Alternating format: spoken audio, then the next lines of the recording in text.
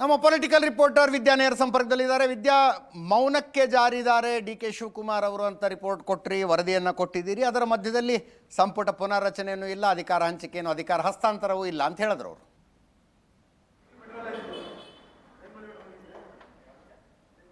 ನಾವಿಲ್ಲಿ ಮುಖ್ಯವಾಗಿ ನೋಡಬೇಕಾಗಿರುವಂಥದ್ದು, ಮಾತನ್ನಾಡಿ ಅಧಿಕಾರ ಕಳೆದುಕೊಂಡವರೇ ಹೆಚ್ಚಾಗಿದೆ, ಆದರೆ ಮೌನವಾಗಿ ಇದ್ದು ಅಧಿಕಾರವನ್ನು ಕಳೆದುಕೊಂಡವಂಥವರ ಸಂಖ್ಯೆ ರಾಜಕಾರಣದಲ್ಲಿ ಕಡಿಮೆ ಇದೆ.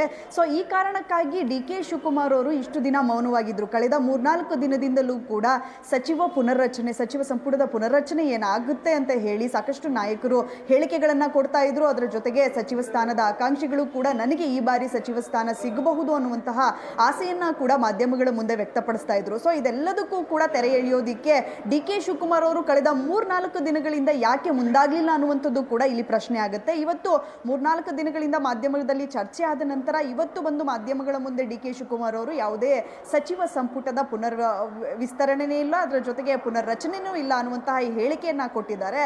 ಆದರೆ 3 ದಿನದಿಂದ ಯಾಕೆ ಮಾತನಾಡಿಲ್ಲ ಅನ್ನುವಂಥದ್ದು ಕೂಡ ಸಾರ್ವಜನಿಕರ ಪ್ರಶ್ನೆ ಆಗುತ್ತೆ. ಇದೆಲ್ಲದಕ್ಕೂ ಕೂಡ ಇವತ್ತು ಪೊಲೀಸ್ ಸ್ಟಾಪ್ ಬಿತ್ತ ಅನ್ನುವಂತಹ ಕ್ವಶನ್ ಮಾರ್ಕ್ ಕೂಡ ನಮಗೆ ಮೂಡುವಂಥದ್ದು. ಯಾಕಂದ್ರೆ ಹೈಕಮಾಂಡ್ ಅವರಿಗೇನಾದರೂ ಸ್ಪಷ್ಟ ನಿರ್ಧಾರವನ್ನ ತಿಳಿಸ್ತಾ ಯಾವುದೇ ಕಾರಣಕ್ಕೂ ಕೂಡ ಸಚಿವ ಸಂಪುಟ ವಿಸ್ತರಣೆ ಆಗಲ್ಲ ಅನ್ನುವಂತಹ ಮಾಹಿತಿ ಏನಾದರೂ ಡಿ ಕೆ ಶಿವಕುಮಾರ್ ಅವರಿಗೆ ಹೈಕಮಾಂಡ್ ಕೊಡ್ತಾ ಅನ್ನುವಂಥದ್ದು ಕೂಡ ಇಲ್ಲಿ ಮೂಡುವಂತಹ ಪ್ರಶ್ನೆ ಆಗುತ್ತೆ. ಇದರ ಜೊತೆಗೆ ಯಾಕೆ ಡಿ ಕೆ ಶಿವಕುಮಾರ್ ಅವರು ಮೌನವನ್ನು ವಹಿಸಿದ್ರು ಅನ್ನುವಂಥದ್ದನ್ನ ನಾವು ನೋಡ್ತಾ ಹೋದ್ರೆ, ಡಿ ಕೆ ಶಿವಕುಮಾರ್ ಅವರ ಅಸ್ತ್ರನೇ ಮೌನ.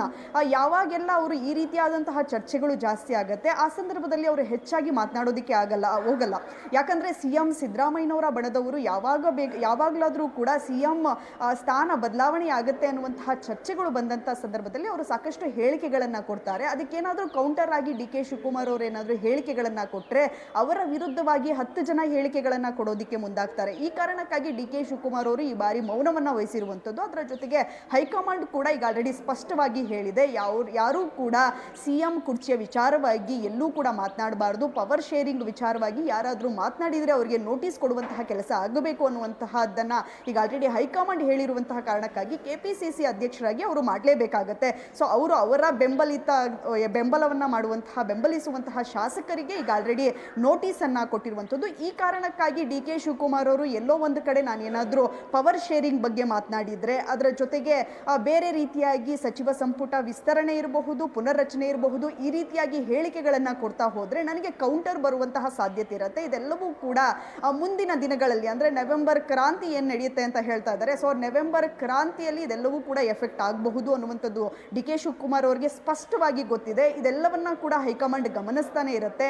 ಸೊ ನಾನೇನಾದರೂ ಹೇಳಿಕೆಗಳನ್ನು ಕೊಟ್ಟಂತ ಸಂದರ್ಭದಲ್ಲಿ ನನಗೆ ವಿರೋಧಿ ಬಣ ಕೂಡ ಹೆಚ್ಚುತ್ತಾ ಹೋಗುತ್ತೆ. ಈ ಕಾರಣಕ್ಕಾಗಿ ನಾನು ಯಾವುದನ್ನು ಮಾತನಾಡದೆ ಮೌನವಾಗಿದ್ದರೆ ನನಗೆ ಅಧಿಕಾರ ಸಿಗುವಂಥ ಸಂದರ್ಭದಲ್ಲಿ ಸಿಗುತ್ತೆ ಅನ್ನುವಂಥದ್ದು ಡಿ ಕೆ ಶಿವಕುಮಾರ್ ಅವರ ನಿಲುವಾಗಿರುವಂಥದ್ದು. ಅದನ್ನೇ ಅವರು ಅವರ ಆಪ್ತ ಶಾಸಕರ ಬಳಿ ಕೂಡ ಹೇಳ್ಕೊಂಡಿದ್ದಾರೆ.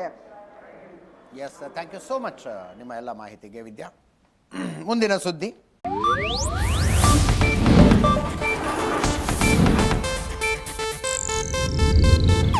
ಇದು ಏಷ್ಯಾನೆಟ್ ನ್ಯೂಸ್ ನೆಟ್ವರ್ಕ್ ಪ್ರಸ್ತುತಿ.